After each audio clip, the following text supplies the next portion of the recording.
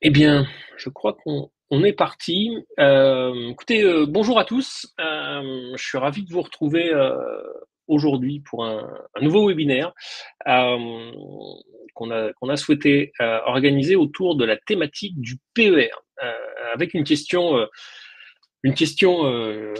d'actualité. D'actualité, pourquoi? Parce qu'on est, à l'heure où on se parle, le 14 novembre.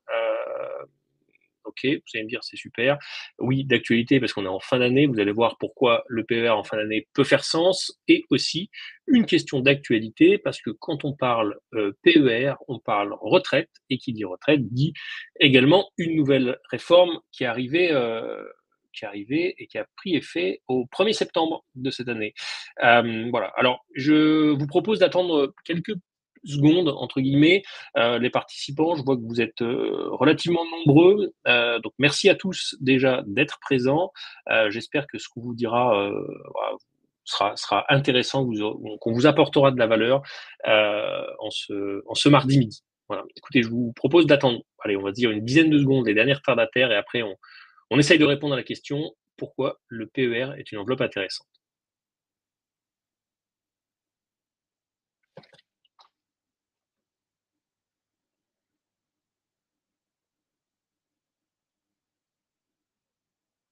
Top.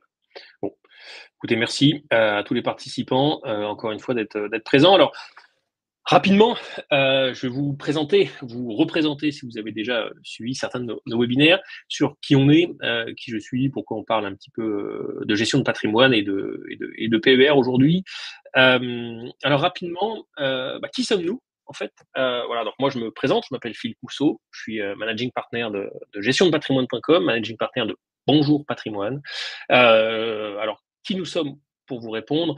Euh, Gestiondepatrimoine.com, c'est une vitrine pédagogique de la gestion de patrimoine, c'est notre site internet aujourd'hui qui nous permet d'adresser du contenu, des articles, des guides, des webinaires, des podcasts, des livres blancs, effectivement, sur plein de sujets. Notre objectif, notre volonté, ça a toujours été de rendre la gestion de patrimoine accessible à tout le monde. Donc voilà notre ADN sur notre site internet gestiondepatrimoine.com. Bien entendu, on exerce aussi le métier de façon très classique. Aujourd'hui, Bonjour Patrimoine est un cabinet de gestion de patrimoine d'une grosse trentaine ou d'une petite quarantaine de collaborateurs, avec différentes fonctions, des CGP, donc des conseillers en gestion de patrimoine. Ok, ce sont les personnes qui vont travailler en front avec vous directement et qui ont la relation client. Des ingénieurs patrimoniaux qui nous aident à réaliser les bilans patrimoniaux compliqués, moins compliqués, mais en tout cas à poser les chiffres, à prendre le temps de la réflexion pour vous, clients finaux. Et ensuite, nos assistants, nos supports, qui sont là effectivement pour nous aider dans la réalisation des opérations et la mise en place. Voilà, donc voilà un petit peu qui nous sommes. Plateforme de contenu, vitrine pédagogique, cabinet de conseil en gestion de patrimoine. Alors, on pourrait aussi répondre à la question qui nous sommes et qu'est-ce que l'on fait en fait concrètement. Alors, voilà, vous avez tous une banque, en tout cas je vous le souhaite.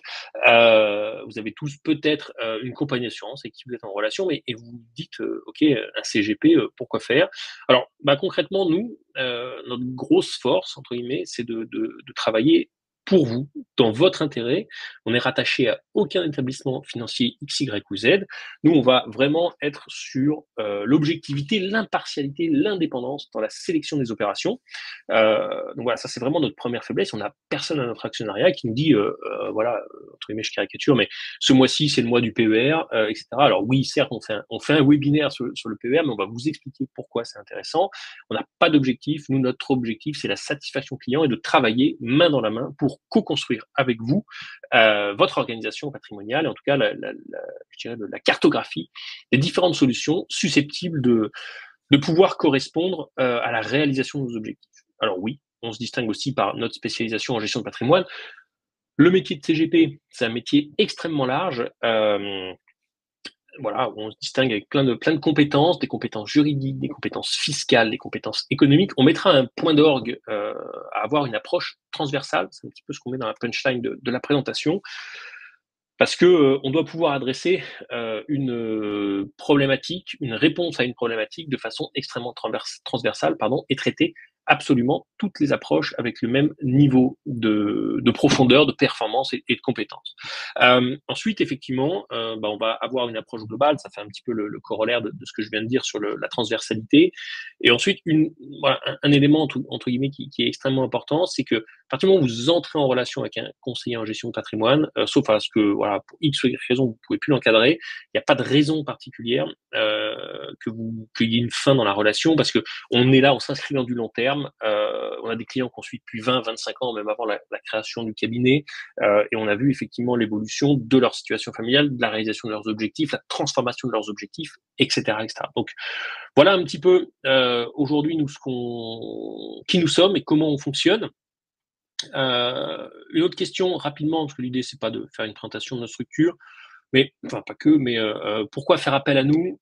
Sur plein de sujets, vous avez tous des problématiques X ou Y. La réduction d'imposition, on va le voir, le PER est un sujet transversal, ce sujet, mais en tout cas c'est un levier qu'on peut aller chercher. Le développement de votre patrimoine, qu'est-ce qu'on construit, quand, comment, pourquoi. Préparation retraite, on l'a dit, typiquement, là, si on met un petit peu en perspective la thématique du jour, une thématique réduction d'imposition, une thématique préparation à la retraite, le PER est souvent une solution qui répond aux deux. J'ai souvent l'habitude de dire qu'il n'y a pas une seule bonne solution patrimoniale. Il y a souvent plusieurs solutions patrimoniales. Et en tout cas, non, plutôt il y a plusieurs réponses, mais une solution patrimoniale, une bonne solution patrimoniale de pouvoir répondre à plusieurs objectifs. Voilà. Patrimoine du dirigeant, profession libérale, préparer votre expatriation aussi. Alors le PER ne s'inscrit pas forcément dans cette thématique-là. Oui, parce qu'il faut être résident fiscal français effectivement pour déduire les intérêts, enfin pour déduire les versements pardon sur votre impôt. Donc l'intérêt du PER pour un expatrié a quand même un peu moins de sens. Ça n'a pas de sens, ça n'a pas 100% pas de sens, pardon, si je fais la phrase dans le bon sens, mais voilà, c'est des sujets très spécifiques et justement, si vous êtes expatrié à l'heure où vous nous écoutez et que vous dites est-ce que j'aurais intérêt entre guillemets à souscrire, en tout cas à mettre en place un PER, je vous invite à revenir vers nous parce qu'on n'adressera pas forcément cette problématique, mais il y a des enjeux spécifiques qui peuvent faire sens. Voilà un petit peu les grandes idées de pourquoi vous devriez faire appel, en tout cas à un CGP, Bonjour Patrimoine, ou globalement les différents sujets que vous pourriez avoir dans l'organisation de votre patrimoine. Que faisons-nous? Rapidement, notre guideline dans la relation client, on va passer du temps aujourd'hui à définir avec vous vos objectifs patrimoniaux. Ça, c'est vraiment le point essentiel de la relation client. Okay, on ne peut pas faire autrement que de démarrer et de prendre le temps.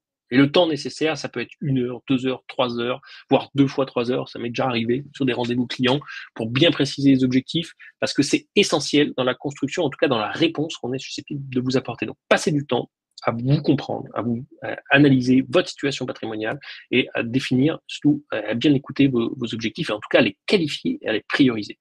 Ensuite, voilà, ça va être aussi de co-construire avec vous une stratégie d'investissement avec des enveloppes d'investissement adaptées à vos objectifs. Et ensuite, effectivement, d'adapter la stratégie. Alors, quand on parle de stratégie d'investissement, d'enveloppe d'investissement, le PER est une enveloppe d'investissement en tant que telle, puisque c'est une enveloppe de capitalisation financière. C'est une enveloppe qui permet de préparer la retraite, d'obtenir un gain fiscal à l'entrée. C'est une enveloppe. C'est ça ce que je vais appeler une enveloppe à peu près tout au long du webinaire. On ne sait pas, dans la construction, c'est vos objectifs, quelle enveloppe on va mettre pour répondre à vos objectifs. On n'a pas parlé de comment on allait alimenter le PER. Alimenter, c'est quel investissement vous allez réaliser dans votre PER. Sur la stratégie d'investissement, c'est là qu'on regarde. Ok, la stratégie d'investissement, c'est est-ce qu'on travaille en cash, c'est-à-dire qu'on investit une fois sur votre PER. Pourquoi pas? Ça peut être dans l'objectif du PER, encore une fois, de gommer un pic de revenus, par exemple. Ou est-ce qu'on investit de façon programmée, de façon régulière, pour lisser le prix d'achat d'entrée sur les actifs financiers qui seront à l'intérieur du PER, mais aussi qui permettent de tous les mois mettre un peu d'argent de côté en fait pour préparer votre retraite et d'avoir un levier fiscal à l'entrée. Donc, voilà ce qu'on entend par stratégie d'investissement. Ensuite, qu'est-ce qu'on fait? On va contrôler la stratégie. On peut très bien vous dire, si encore une fois je reprends l'exemple du PER, est-ce que aujourd'hui, dans les 5 prochaines années, c'est cohérent d'investir sur le PER, puis pour X ou Y raison, dans 5 ans, ça sera moins cohérent, puis peut-être que ça vaudra le coup ultérieurement de reprendre la stratégie d'investissement sur cette enveloppe-là. C'est ça ce qu'on appelle contrôler la stratégie d'investissement pour vous. Et en tout cas, en tout cas en perspective, avec les objectifs de nos clients, et s'assurer aussi que les objectifs ne changent pas. Ça peut arriver, ça peut, voilà, il faut rester souple et agile sur la réalisation de nos objectifs patrimoniaux.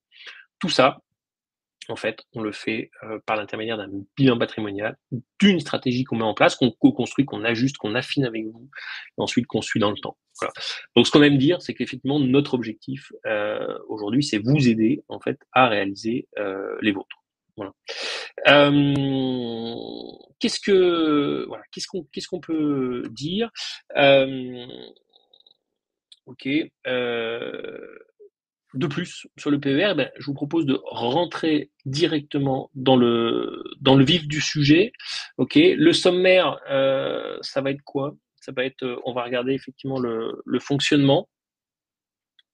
On va voir en quoi c'est un outil de capitalisation efficace, en quoi c'est un outil de défiscalisation redoutable, et quels sont les leviers, comment on peut leverager le cas échéant sur la transmission. Voilà un petit peu les grandes thématiques que je vous propose d'analyser. Il y a un chat.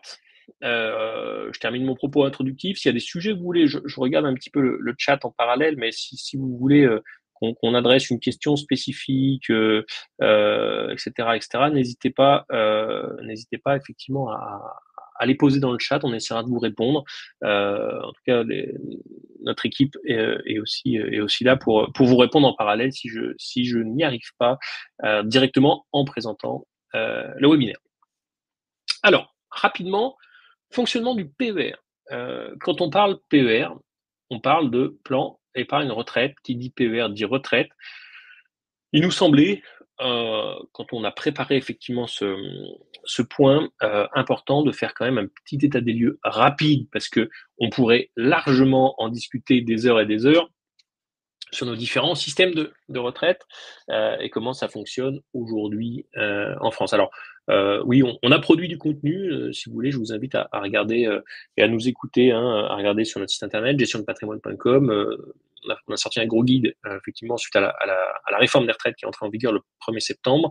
On a sorti toute une série on est en train de sortir d'ailleurs une série de podcasts où on a enregistré une bonne grosse dizaine d'heures pour évoquer toutes les stratégies, l'état des lieux de la retraite en France et surtout qu'est-ce qui pourrait être intéressant de faire. Donc voilà, n'hésitez pas à vous connecter directement sur notre site internet pour télécharger ou écouter nos podcasts. Rapidement, un état des lieux, encore une fois, on a un système, j'oserais dire, en tout cas assez lourd, ok, dans le sens où aujourd'hui on parle de 42 régimes, donc un gros empilement de différentes caisses de retraite, des régimes de retraite. En Macron 1, le gouvernement Macron 1, je dirais, c'était en 2017, il me semble, de mémoire, il y avait une promesse qui me paraissait assez intéressante, qui était 1 euro cotisé est égal à des droits. On était sur l'uniformisation des cotisations et des régimes. Bon, force est de constater que c'est un peu avorté. En tout cas, ça, même dans la réforme qui est entrée en vigueur au 1er septembre 2023, bon, un peu mis de côté. Alors oui, il y a eu quelques améliorations, il y a eu quelques fins, entre guillemets, de régimes spéciaux pour le futur, la RATP par exemple, bref. Ça va se simplifier, mais ça va pas se simplifier du jour au lendemain. Donc voilà. Pour nous, en tant que professionnels, ça reste extrêmement compliqué parce que c'est une analyse très précise de plein de régimes différents. Mais c'est ça qui fait la force et la beauté de notre métier aussi. Donc, c'est en ça où effectivement le suivi de carrière peut être relativement fastidieux. Rapidement, il y a deux types de régimes, hein. Il y a les retraites effectivement par capitalisation, les retraites par répartition. Le PER, c'est un pas vers la retraite par capitalisation, un pas assez poussé, on va le voir. Par contre, effectivement, la retraite par répartition, bah oui, à la sortie de la Deuxième Guerre mondiale, c'est effectivement ce qui est arrivé. Alors, la situation, je dirais, démographique n'était pas du tout la même, la situation économique non plus n'était pas du tout la même. En 1960, on avait 4 actifs cotisés pour un retraité, c'était super. À cette époque-là, les systèmes de retraite avaient effectivement 2 beaux jours devant eux. En 2010, on a 1,8 actifs pour un retraité, ça commence à être un peu tendancieux. En 2050, on aura effectivement 1,2 actifs par retraité. Donc là, on se rend compte que un système par répartition, c'est les actifs bien sûr, qui financent les retraites actuelles. Donc c'est ça où on a un certain déséquilibre des masses, tout simplement, hein, c'est un déséquilibre des masses et qui peut mettre à mal les régimes. Et c'est pour ça qu'il y a des réformes, des réformes, des réformes. On parle de réformes de retraite d'année en année. Alors oui, effectivement, si on va pas faire un petit feedback sur les 30 dernières années, ok, mais en gros, ça fait 30 ans, depuis Balladur, qu'on a des réformes de retraite avec deux guidelines. Là, encore une fois, ça va être allongement de la durée de cotisation, ça ne fait que ça, et effectivement, égalisation des différents régimes. Voilà. Je dirais la conclusion de tout ça, c'est effectivement toujours travailler plus pour une retraite qui est de moins en moins importante. Alors, quelques graphiques qui sont sur la droite. L'espérance de vie augmente, ok, aussi bien pour les hommes que pour les femmes. Ça, c'est plutôt une bonne nouvelle. Par contre, le ratio, on le voit, hein, le ratio retraité actif, il est vraiment défavorable pour la retraite. Donc voilà. Partant de ça, qu'est-ce qu'on peut faire? En tout cas, qu'est-ce qu'ont essayé de faire les différents gouvernements, notamment le gouvernement Macron actuel? Euh, eh ben, de révolutionner un petit peu l'épargne retraite. L'épargne retraite euh, avait besoin, on va dire, d'un bon refresh. D'un bon refresh parce que c'était à l'époque les premiers PERP, donc on parle de plan épargne retraite populaire. Quand on commence à dire populaire, tout de suite on se dit non, non, moi je veux pas y aller, c'est pas pour moi. Bon, ça a commencé le PERP à prendre, je dirais un peu la dynamique de l'épargne retraite dans les années 2010-2012. Avant, moi je me rappelle quand j'ai commencé le métier, PERP, on en faisait très très peu, on en parlait très très peu. Donc, voilà. Parce que effectivement, c'était pas une solution qui était mise en avant. Ça a commencé à le devenir de plus en plus. En 2019, avec l'entrée en vigueur de la loi Pacte, on a fait un gros refresh de l'épargne retraite en France. Et là, c'était très bien parce que ça a rebattu un petit peu les cartes. C'est beaucoup plus lisible, beaucoup plus clair, beaucoup plus simple à gérer, de bien meilleure qualité. Les deux sont bien, attention, hein, je tire pas de conclusion quand je dis ça. Ceux d'entre vous, si vous en avez un père, bah, ça peut être intéressant de le garder pour plein de raisons. Si vous avez un contrat Madelin, ça peut être intéressant de le garder pour plein de raisons. Notre job, nous, en tant que conseiller en gestion de patrimoine, c'est justement d'analyser le pourquoi du comment. C'est intéressant à conserver. Voilà. C'est pas de vous dire, faites absolument un PER, c'est la nouvelle solution, c'est formidable. Non, non, non, non. Les contrats Madelin, et d'ailleurs, il y a quelques articles en production chez nous, sur des points à mettre en évidence, l'intérêt de conserver un Madelin. Voilà. L'intérêt de conserver un PERP. On va voir tout à l'heure comment ça se passe, la fiscalité du PER. Le PERP, on peut sortir dans certains cas en capital, 100%, si le montant de la rente est inférieur à un certain montant, avec une pression fiscale qui est moindre que ce qu'on a aujourd'hui sur un PER. Attention à ça. Et effectivement, comme on le met, c'est un système très souple, accessible à tout le monde, bien géré, bien mieux géré, beaucoup plus facile à bien le gérer, pour la simple et bonne raison, c'est que sur les PERP et sur les Madelins, il y avait une association pour vous permettre de bénéficier effectivement de la déduction fiscale et qui faisait en sorte que on ne pouvait pas mettre à l'intérieur de l'enveloppe ce qu'on voulait en termes de produits. Sur les PER de très bonne facture, de très bonne qualité, aujourd'hui on peut mettre à peu près ce qu'on veut à l'intérieur et c'est ça un autre enjeu de notre métier, c'est comment, une fois qu'on a défini l'enveloppe, une fois qu'on a défini la stratégie d'investissement, qu'est-ce qu'on va mettre dedans pour vous permettre de valoriser correctement votre patrimoine. Voilà. Donc voilà un petit peu le sujet. Je regarde rapidement les chats. Euh, alors j'ai une bonne question de Nadège. Bénéfice fiscal ressenti, mais concrètement, je ne sais pas comment cet argent a posteriori sera accessible. Alors j'espère que je vous donnerai la réponse tout à l'heure. En tout cas, je vais me mettre un petit point de rappel dans ma tête pour vous répondre. Voilà, comment cet argent sera a posteriori accessible, son ratio de valeur investie. Alors ça dépend ce qu'il y a dedans, mais le leverage, en tout cas, comment on sort, ça, vous aurez les informations à la fin du webinaire. Et puis n'hésitez pas aussi à nous contacter si vous voulez qu'on creuse un peu plus sérieusement la gestion de votre PER. Alors, pourquoi je disais rapidement que c'est effectivement force et faiblesse, très nombreux supports, hein. À l'époque, on parlait de contrats PERP, de contrats Madelin, on se cantonnait à 200 supports accessibles. Bon, aujourd'hui, sur les meilleurs PER du marché, on peut aller chercher 1000, 1200 supports accessibles.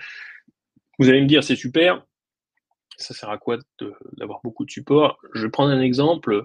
Voilà, très masculin, désolé mesdames. Euh, la différence entre une 2 chevaux, une Renault Mégane et une Formule 1, bah, si vous avez besoin de doubler, parce qu'on est sur une crise financière, parce que vous avez besoin, aujourd'hui l'immobilier corrige un peu, hein, vous avez besoin de réinvestir ou de réallouer, de re-rentrer sur des actifs obligataires, là je fais un peu de financier, mais bah, vous allez doubler beaucoup plus facilement avec une Formule 1 qu'avec une 2 chevaux. Voilà, c'est une image que j'aime bien utiliser. Il vaut mieux plus, même si on s'en sert pas, à condition qu'il y ait un bon pilote dans la voiture. Okay, et en l'occurrence, le pilote, c'est plutôt votre conseiller en gestion de patrimoine, normalement. Une gestion libre, une gestion pilotée. L'une des forces aussi du PER, ça va être alors ça répond un petit peu indirectement à la question de Nadège, choix de la sortie en rente ou en capital. Hein, un PER, on peut sortir en capital, on peut sortir pour certains. Le marché s'est un peu aligné d'ailleurs sur cette problématique-là en capital fractionné, donc sortir un petit peu. On verra quelle est la différence en termes de fiscalité à la sortie entre une rente taxée aux rentes à titre onéreux pour le coup et le capital qui est imposé à l'impôt sur le revenu. Ok, donc ça peut être intéressant d'en sortir un petit peu à chaque moment. Et ensuite, versement déductible du revenu imposable, ça n'a pas changé, hein, mais c'est quand même très important. Il y a des vraies stratégies. Votre tranche marginale d'imposition, la TMI. Alors, la bonne nouvelle, c'est que maintenant, sur les derniers avis d'imposition qui sont sortis là cet été, juillet, août, et ben vous avez effectivement l'ATMI qui est indiqué directement en fait sur votre avis d'imposition. Euh, En gros, je vous la fais courte. Si vous avez une TMI à 11, ok, vous versez 10 000 euros sur une TMI à 11, vous allez faire une économie fiscale de 1100 euros. Vous versez 10 000 euros sous réserve de vos plafonds disponibles. Attention, je mets un petit disclaimer, mais si vous versez 10 000 euros, vous allez dans une TMI, tranche marginale d'imposition à 41%. Ok, dans ces cas-là, qu'est-ce que vous faites? Vous faites 4 100 euros de réduction d'impôt parce que vous venez de diminuer votre revenu imposable de 10 000 euros. Bref, c'est technique. On y reviendra tout à l'heure. Mais voilà. Effectivement, quelques points d'attention là-dessus. C'est une épargne indisponible jusqu'à la retraite. Hein.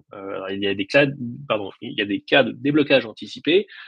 Il y a un d'ailleurs nouveau cas de déblocage anticipé assez fun pour le coup. On va y revenir tout à l'heure, mais qui peut permettre dans certains cas d'avoir une stratégie patrimoniale, une imposition effectivement à la sortie du plan. Alors oui, pour la première fois, entre guillemets, on peut dire que on a quand même une fiscalité sur le capital. Alors oui, vous avez déduit à l'entrée votre versement, mais le capital est fiscalisé à la sortie selon votre tranche marginale au moment de la sortie.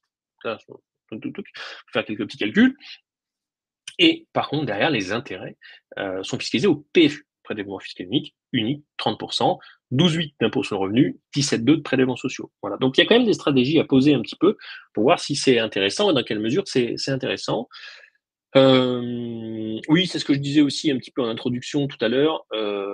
Il y a des stratégies qui peuvent être intéressantes à mener pour les expatriés. Donc, si vous êtes non-résident fiscal français aujourd'hui en tant que visiteur de ce webinaire, je vous invite à nous contacter. Il y a des stratégies à mener. C'est pas forcément inintéressant, mais en tout cas, la déduction du revenu imposable est réservée uniquement aux résidents fiscaux français. Voilà. Voilà. J'ai une question. Pour une activité agricole relevant de la MSA, comment puis-je déduire la somme mise en PER? Alors, très facilement, entre guillemets, il y a deux sujets derrière. C'est en fait qui a payé. Voilà. Il y a deux articles qu'il faut avoir à l'esprit. L'article 163, l'article 154, c'est pas le même payeur. Okay, l'article 163, c'est à titre personnel. D'accord. L'article 154, c'est à titre professionnel. Okay. L'article 154, pour faire un peu de technique, ça revient en fait aux anciens contrats Madelin, voilà, qui étaient payés par les chefs d'entreprise, les gérants, les TNS globalement, où c'est effectivement un flux de leur activité professionnelle qui vient alimenter l'épargne retraite personnelle. Voilà.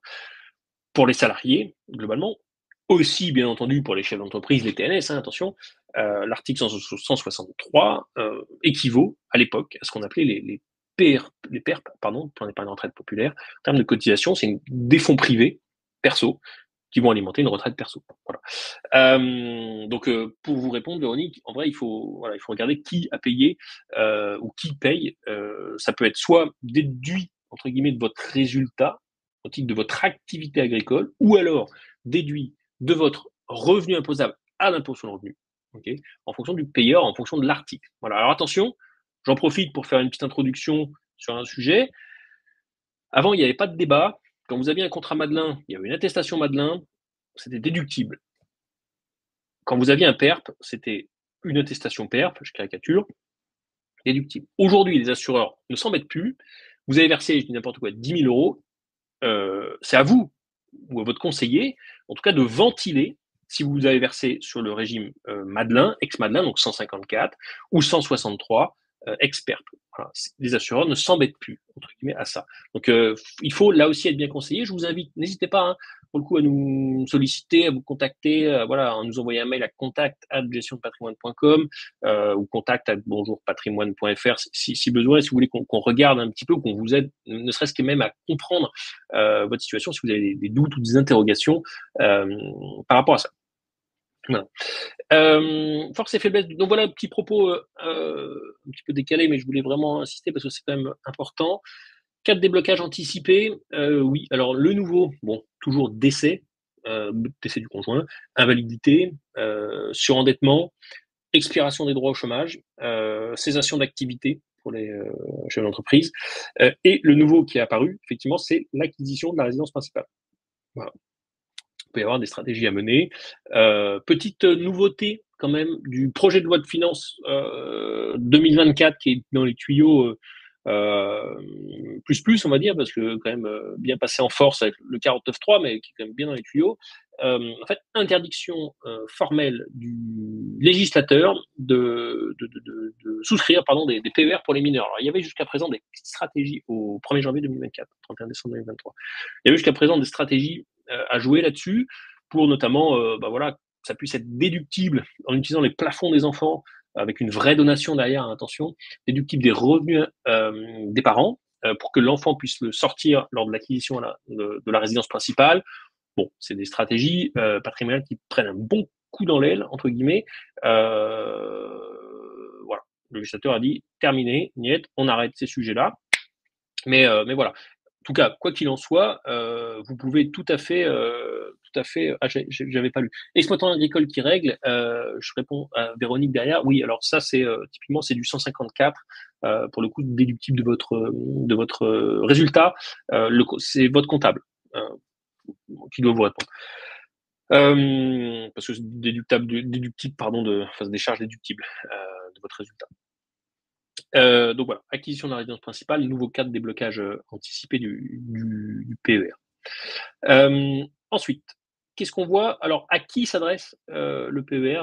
Bon, vous l'aurez compris, hein, c'est un plan épargne retraite. Sujet, création de revenus complémentaires en vue de la retraite. Voilà. Comment je capitalise, comment j'emmagasine aujourd'hui un capital qui valorise. Alors, plus vous y prenez tôt, moins ça coûte cher. Plus vous y prenez tard, plus ça vous coûte très cher de constituer un revenu. Nous, ce qu'on aime bien réfléchir dans ces sujets-là, c'est quel est votre target, quel est votre objectif final de revenu complémentaire à terme. C'est comme ça qu'on bâtit en fait la stratégie, qu'on regarde dans le rétroviseur. Ok, vous êtes à 25 ans de la retraite, il faudrait mettre tant en place. Vous êtes à 15 ans de la retraite, il faudrait mettre tant en place. Bien sûr, si vous êtes à 15 ans de la retraite, il faudra mettre beaucoup plus en place que si vous êtes à 25 ans de la retraite. Le temps, c'est de l'argent. En termes de capitalisation. D'ailleurs, Einstein disait que la capitalisation, c'est la 8e merveille du monde. Voilà, parce que les intérêts qui génèrent des intérêts, effet boule de neige, que d'autres appelleront, mais c'est quand même très intéressant. Imposition à la sortie, si transmission aux enfants, on verra tout à l'heure la question. C'est fourbe le PER sur le sujet. Voilà, on regardera.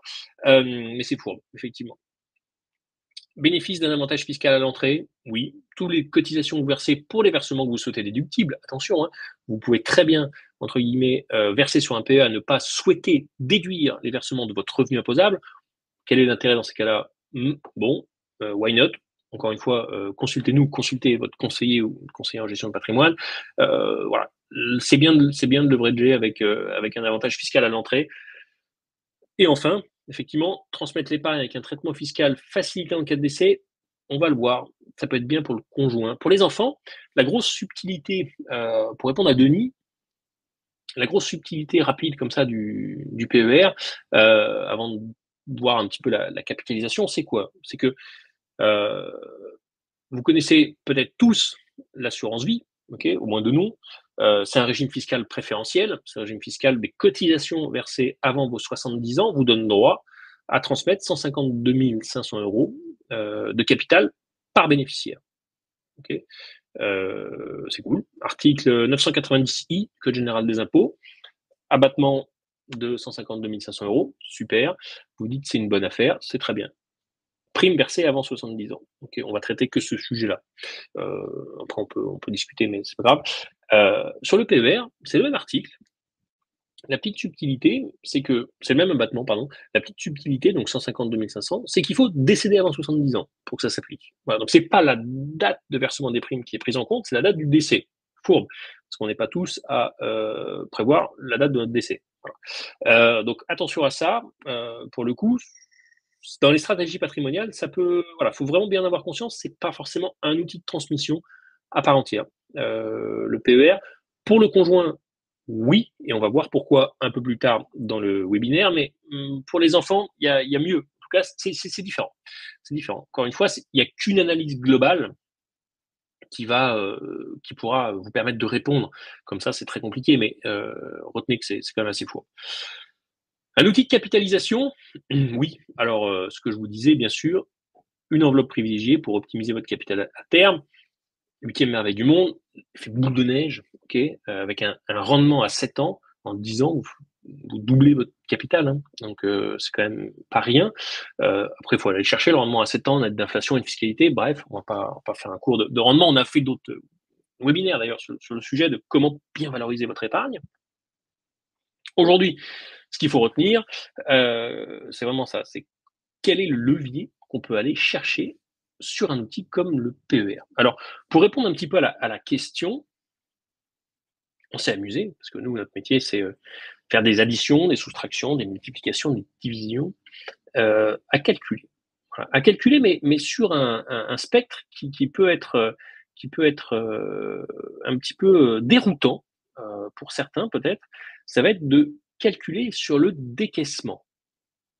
Pas de calculer effectivement sur le montant versé, sur le montant décaissé. Okay, pourquoi? Parce que si vous calculez sur le montant versé, que vous versiez 10 000 euros sur un assurance vie ou 10 000 euros sur un PER, dans tous les cas, vous versez 10 000 euros. Bon, ok. Sauf que quand vous versez 10 000 euros sur un contrat d'assurance vie, vous décaissez 10 000 euros. Okay, quand vous versez 10 000 euros sur un PER, vous ne décaissez pas 10 000 euros parce qu'il faut prendre en compte l'intérêt de la réduction d'impôt qui est générée. Et si on raisonne à l'envers, à isopérimètre, pour décaisser 10 000 euros sur un PER, en fonction de votre tranche marginale, là je sais que j'en ai perdu, en fait vous pouvez décaisser plus à isopérimètre.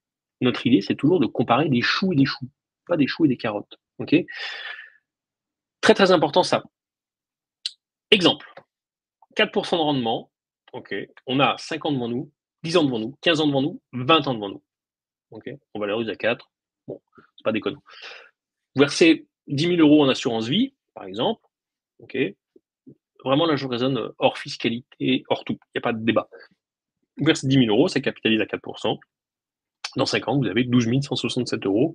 Dans 10 ans, 14 802. Dans 15 ans, 18 909. Dans 20 ans, 21 911. Pas de souci, jusque-là, bon. Le slide d'après, c'est effectivement la même chose, mais versé sur un PER. Versé sur un PER avec une déductibilité dans une TMI à 30%, et dans une TMI à 41%. Voilà. Alors on va vite le voir. Pour le coup, si vous voulez décaisser, et vous pouvez, franchement, moi je prends mon téléphone, et on va faire le calcul.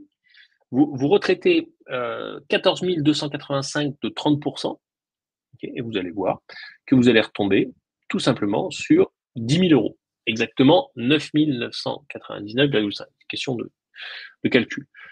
Là, donc on décaisse 14 000. Vous mettez de côté 4 285 euros qui vous sera restitué par l'administration fiscale, sous réserve des plafonds encore, attention, petit disclaimer, mais c'est très important. Toutes les stratégies patrimoniales sont des plafonds sur les versements PER doivent quand même être pris en compte dans les plafonds disponibles. Vous versez 14 285 € sur votre PER. Au final, vous avez décaissé 10 000 € parce qu'on vous rend. Sauf que votre patrimoine financier, lui, va se valoriser sur une base de 14 285 €. Et que, bah, toujours sur 5 ans, 10 ans, 15 ans ou 20 ans, sur 20 ans, à 4%, on est à 31 300. Est-ce que vous vous souvenez, tout à l'heure, quel était le chiffre? Je vais revenir, un slide d'avant, on était à 21 911. Et j'ai versé qu'une fois, one shot. Je n'ai pas fait ça tous les ans. Je vous laisse imaginer la stratégie de capitalisation derrière. Donc, vous versez une fois, vous laissez valoriser 20 ans, vous faites, avec une TMI à 30, vous faites 10 000 € de gains supplémentaires. Imaginez avec une TMI à 41%.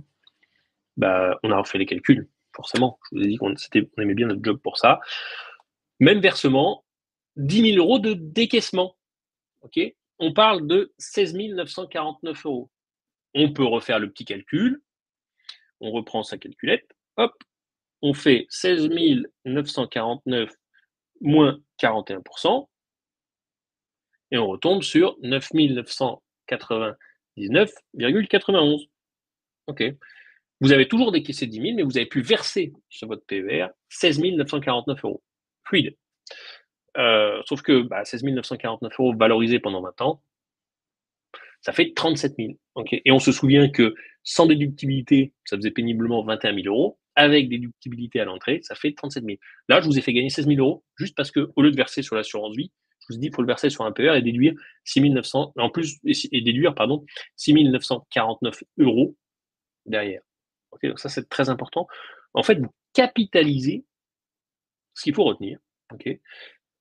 Pierre, mais la fiscale est sortie. On va y revenir, on traite le sujet. Je n'ai pas d'ambiguïté. Ça revient en fait à capitaliser derrière, tout simplement, sur votre économie d'impôt. Voilà. Et pour une TMI 11, alors, bonne question, Claire. Je vais être sincère. On a du mal. On a du mal à leverager les PER, à trouver de l'intérêt, pour faire simple, mais des PER dans les TMI à 11. Parce que on trouve,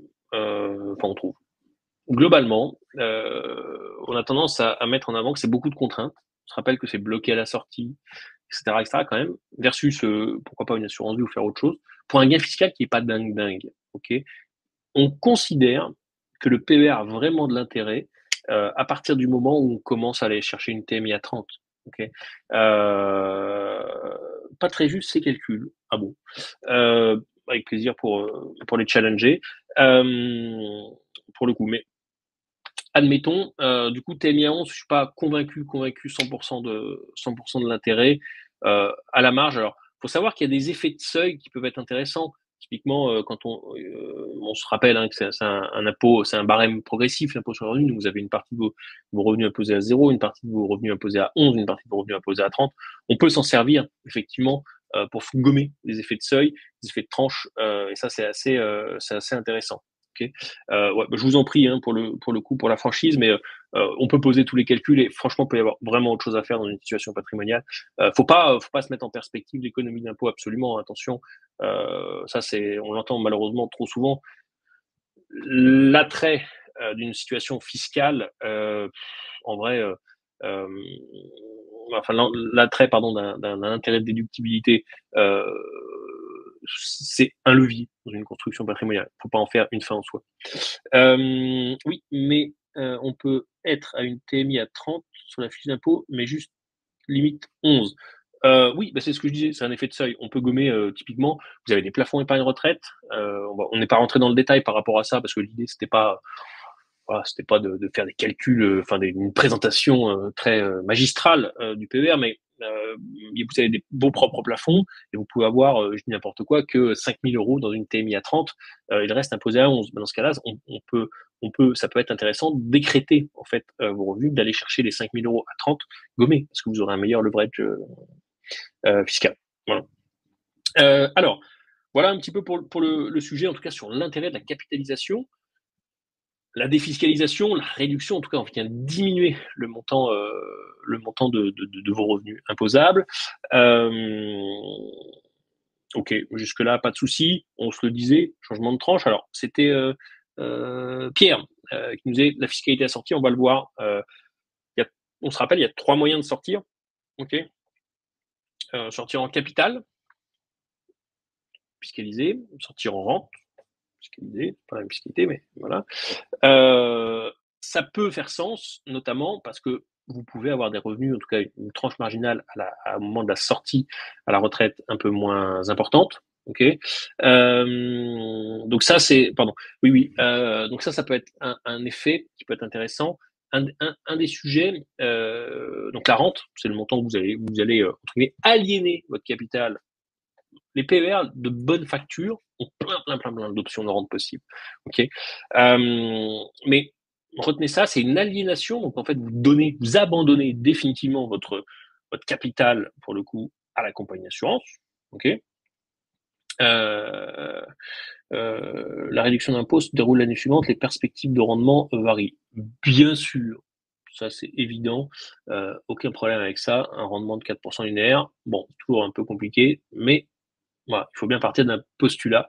De toute façon, s'il varie sur l'assurance vie, il varie sur le PER. Donc au final, l'hypothèse est la même. Bref.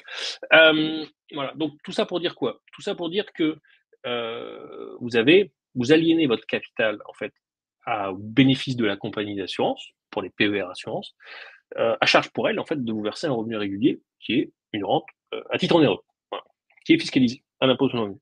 C'est le capital, on peut sortir en capital, one shot, fiscalisé, et on peut sortir en capital fractionné.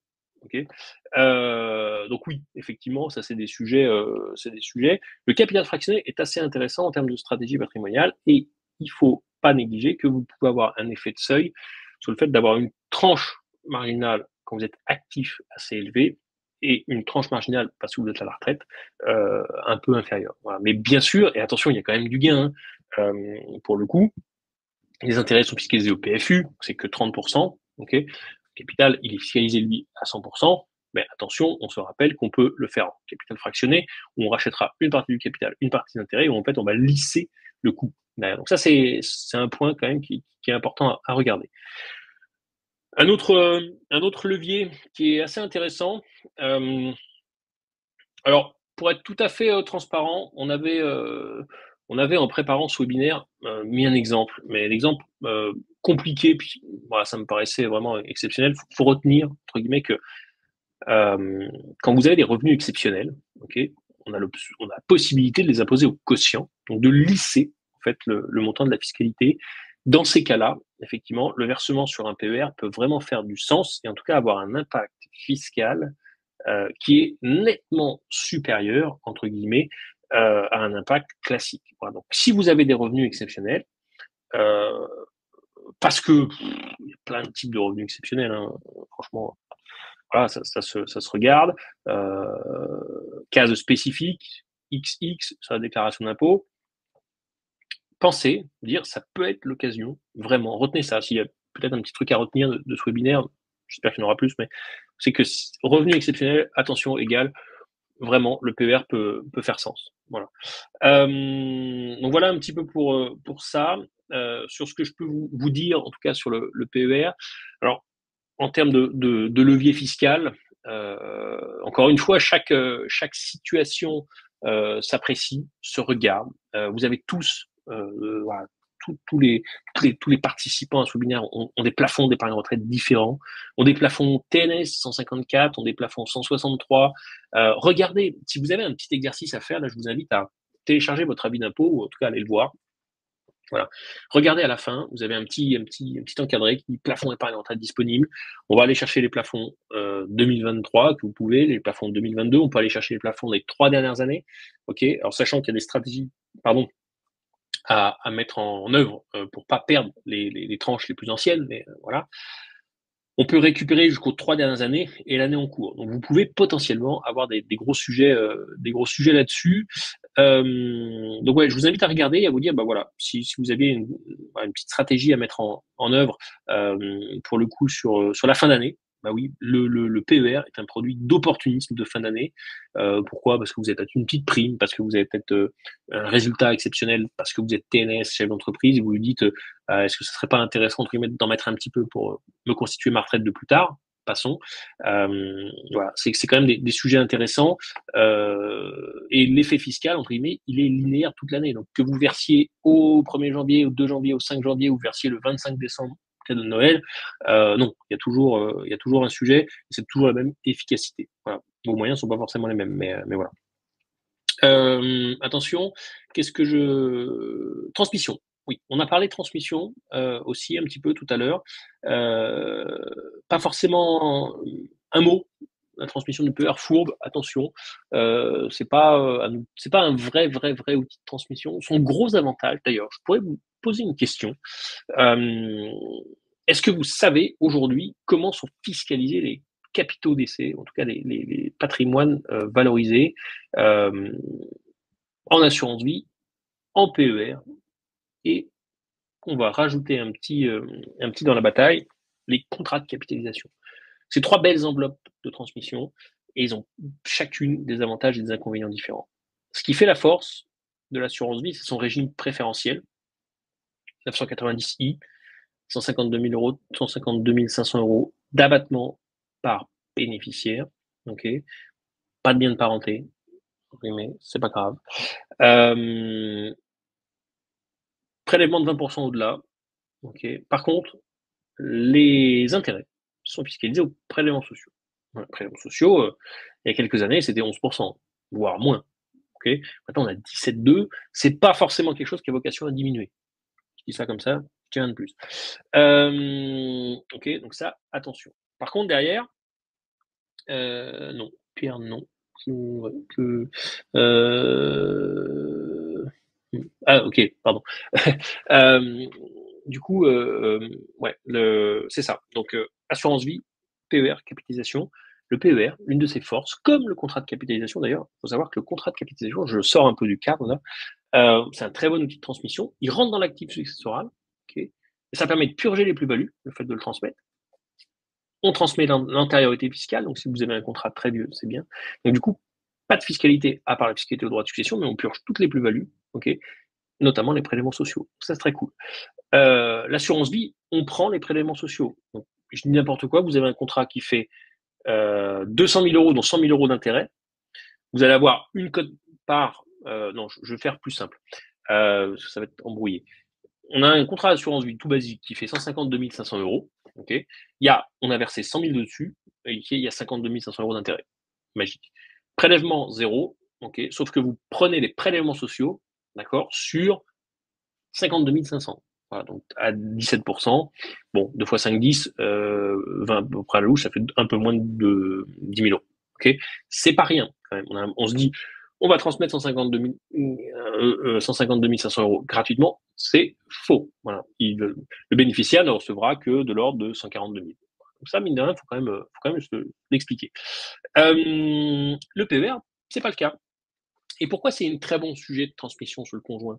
Parce que le conjoint, que ce soit en assurance vie, que ce soit en PER, ou que ce soit en contrat de capitalisation, ok, il est exonéré. D'accord? Donc ça, c'est cool. Il ne paye rien. Il paiera quand même des prélèvements sociaux. Voilà. Donc, je reprends mon exemple. Ça va être plus simple. Le conjoint exonéré. Vous versez 100 000 euros sur un contrat d'assurance vie. Le jour où vous décédez, il fait 200 000. Ok, il y a donc 100 000 euros d'intérêt. Jusque-là, on suit. On prend les prélèvements sociaux. Ok, donc le conjoint, en fait, il ne recevra pas 200 000 euros, comme il pourrait s'y attendre. Il va recevoir simplement 182 800 euros, si le mari décède, ou la dame décède, peu importe. Le PER, il n'y a pas de prélèvements sociaux. Donc en fait, c'est un bon outil de transmission pour ça. Tout à l'heure, je crois que c'est Pierre qui me posait la question. Ok, très cool. Pour les enfants, non. Là, c'est un bon outil de transmission pour le conjoint. Ok, c'est pas un bon outil de transmission pour les enfants, pour ce qu'on s'est dit tout à l'heure. Le décès avant 70 ans. Voilà. Bon, décès après 70 ans, décès avant 70 ans, versement avant 70 ans en assurance vie, c'est pas du tout la même métrique. Ayez bien ça à l'esprit. S'il y a un deuxième sujet à retenir, en tout cas de cette présentation, c'est ça. C'est la date de décès du PER qui fait la fiscalité. Okay. Là, entre guillemets, on s'en fout. Le conjoint est exonéré, donc voilà. Pour le coup, c'est plutôt une bonne stratégie patrimoniale.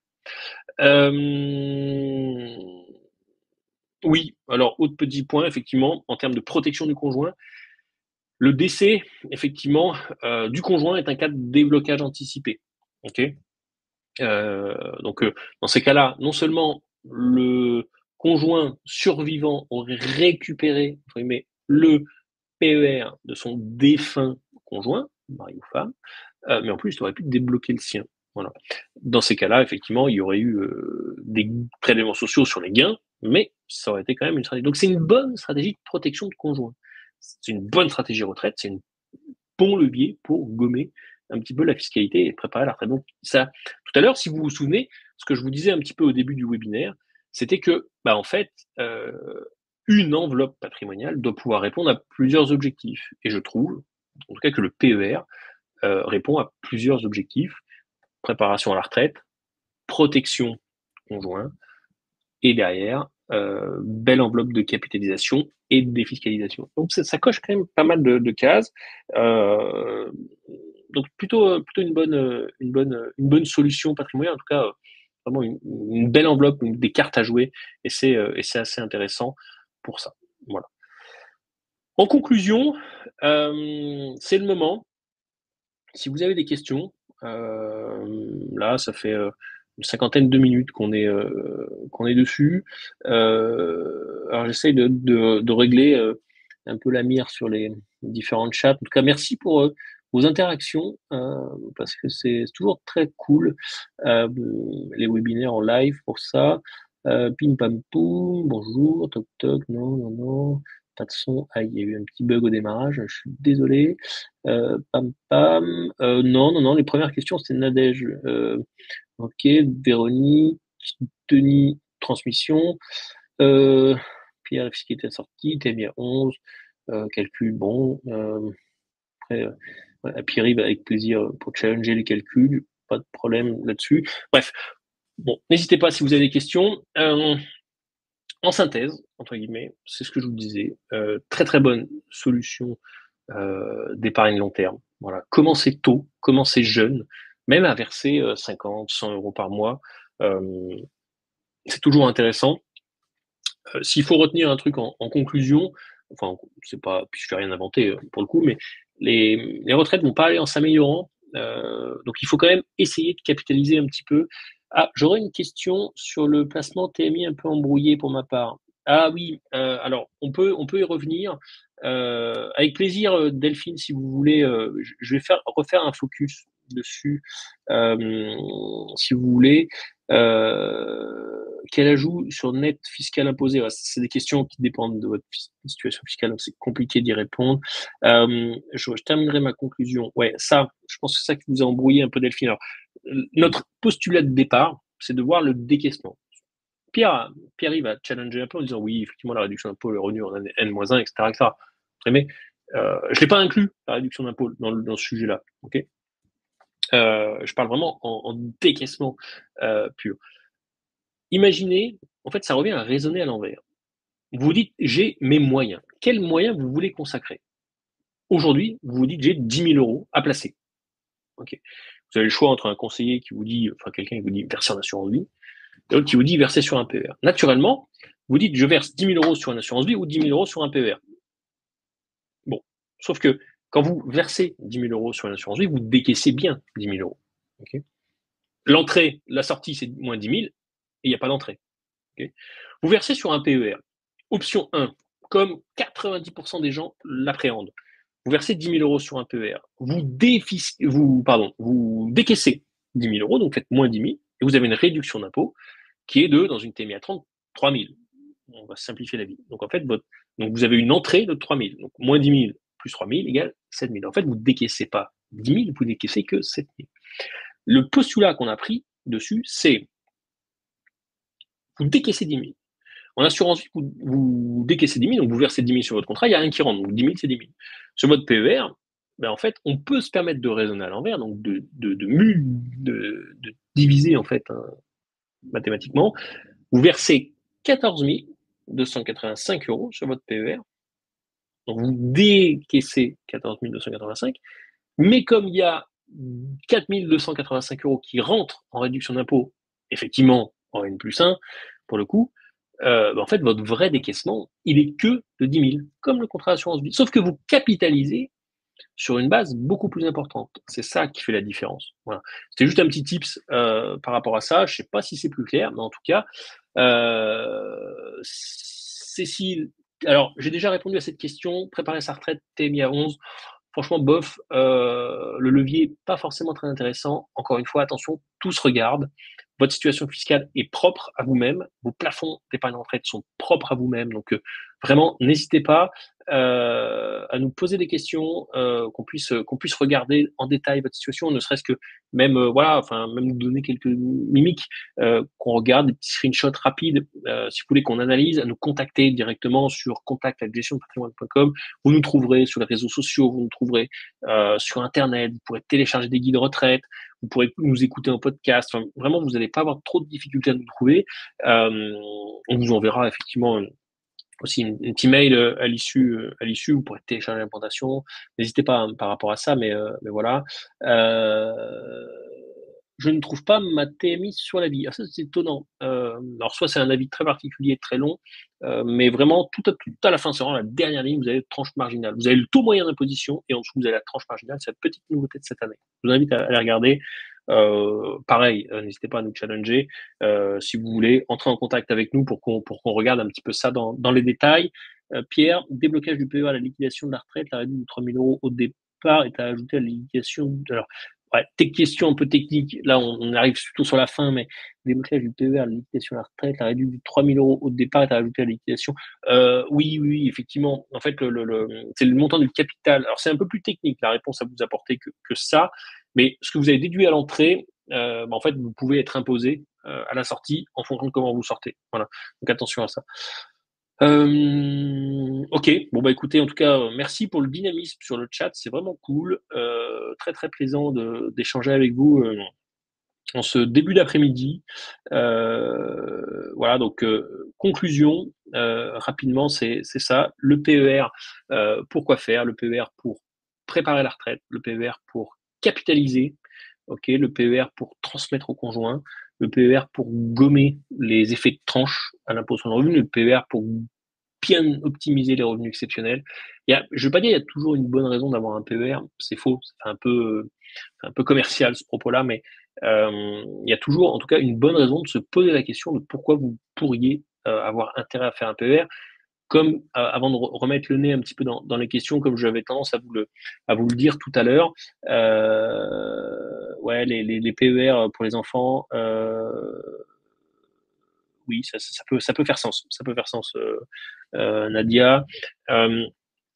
Voilà, la retraite en France va pas forcément aller en s'améliorant.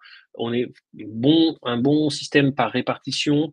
Il n'y a pas de pur régime hein, de capitalisation, même aux États-Unis, hein, c'est pas à 100% des régimes de capitalisation, mais voilà, je vous inciterai vraiment à construire votre propre avenir financier, en tout cas à mettre les moyens, parce que comme on voit la tendance entre l'espérance de vie, les réformes des retraites, etc. Oui, ça va pas dans le bon sens et en tout cas, il faut que ce soit cohérent par rapport à vos propres objectifs de vie, à vos propres objectifs patrimoniaux. Donc voilà, le patrimoine doit s'adapter, votre patrimoine doit s'adapter à vos objectifs de vie. Voilà. Je pense que ça peut être un bon mot de la fin. En tout cas, écoutez, je vous remercie. Je vous souhaite à tous une bonne après-midi. Voilà, n'hésitez pas à nous contacter directement. Bonjour Patrimoine, gestiondepatrimoine.com. Et puis voilà, si vous êtes fidèle à notre chaîne, on vous réservera une petite surprise d'ici peu sur un nouvel outil que nous avons lancé. Voilà. Merci à tous, bon après-midi et à bientôt.